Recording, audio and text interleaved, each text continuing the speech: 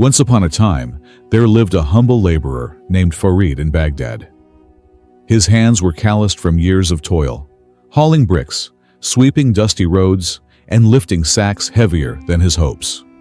From dawn until dusk, he worked tirelessly, yet his life remained wrapped in the same shroud of poverty.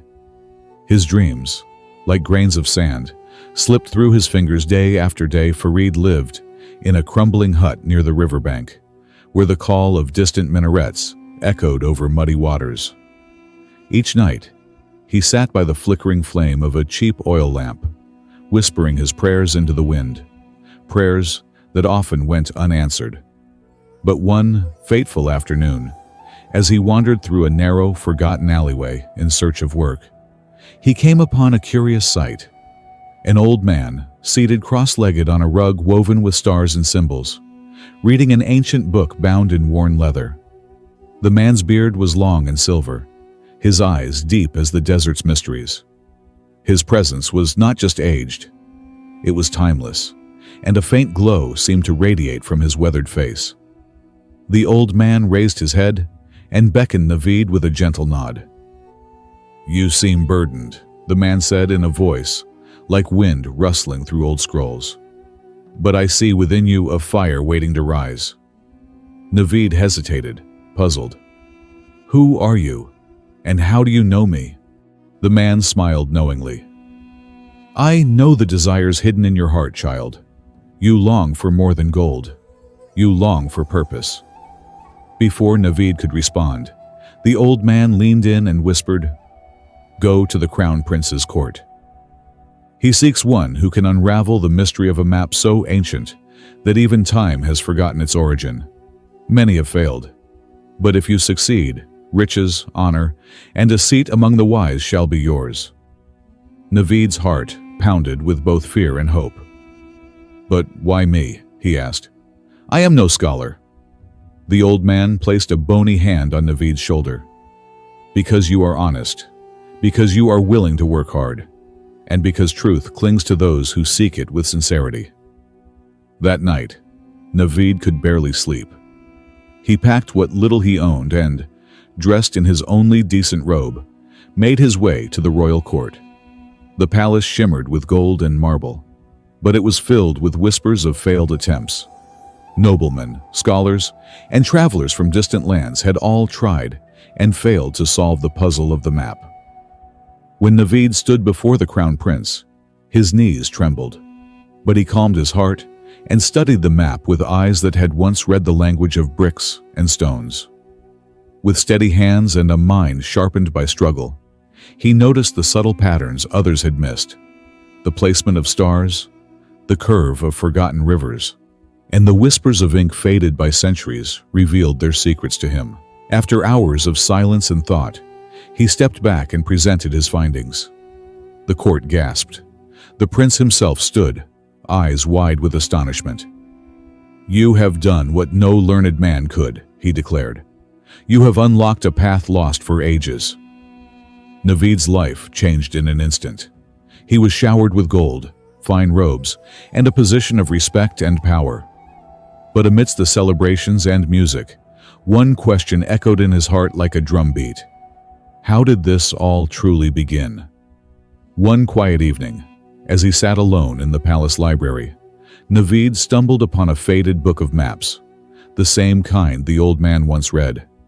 As he flipped through its yellowed pages, he found a hidden note, written in ancient script. It pointed to a region called Keem, said to be home to a treasure not of gold, but of eternal light. Intrigued and driven by a yearning that had never left him, Naveed set out once again. This time, he was not alone.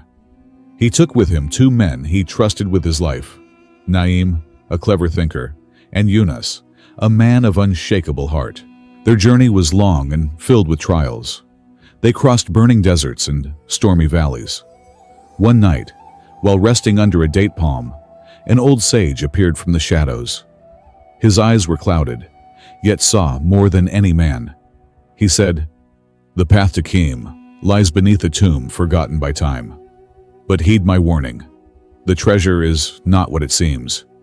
You will be tested not by traps of stone, but by shadows within yourselves." The three friends pressed on, and at last they arrived at Kim, a land buried in silence, where even the birds did not sing. Amidst the ruins of fallen columns and cracked stone, they found the tomb. Its entrance was hidden beneath vines and dust. But the moment they stepped inside, the air shifted. A massive door groaned open, revealing a pitch-black tunnel.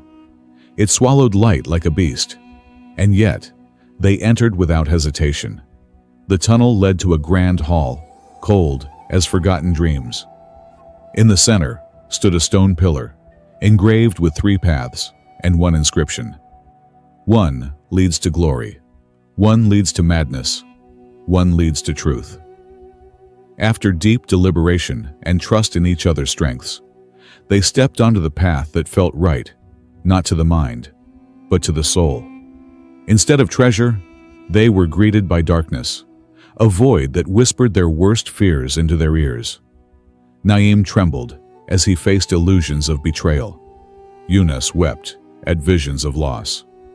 Naveed stood firm, repeating to himself the old man's words, hard work and truth.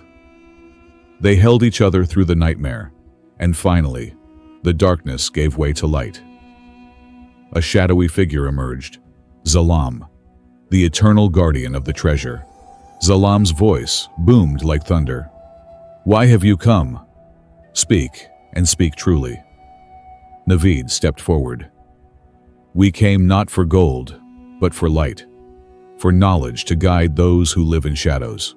Zalam peered into his soul, then disappeared like mist. Before them now stood a lamp, simple, silent, glowing with a light not of flame, but of clarity, peace, and truth. When Naveed touched it, he felt a warmth bloom inside his chest, a sensation deeper than joy. He had found something the world had long forgotten. They returned to Baghdad not with riches, but with a light that touched hearts. In the grand court, the crown prince looked confused. "This is the treasure?" he asked. A lamp. Naveed lit the lamp. Its light was soft, yet filled the room. Laughter faded. Whispers stopped. Even the most restless minds felt peace. "This lamp holds the power to awaken hearts," Naveed said. "It is the treasure of wisdom." With the prince's blessing, Naveed built a school, not of grandeur, but of purpose. It was called the House of the Lamp.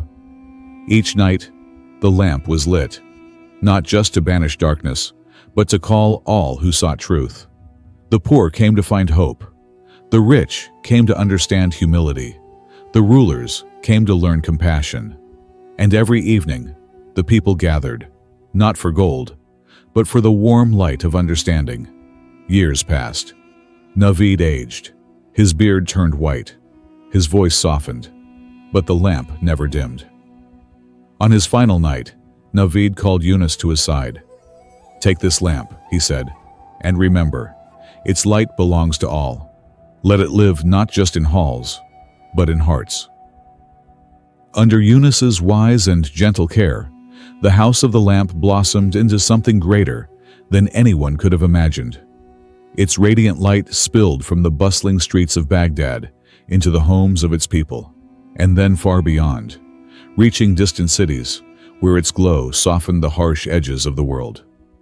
Those who had once bowed to the power of wealth now sought the deeper light of wisdom.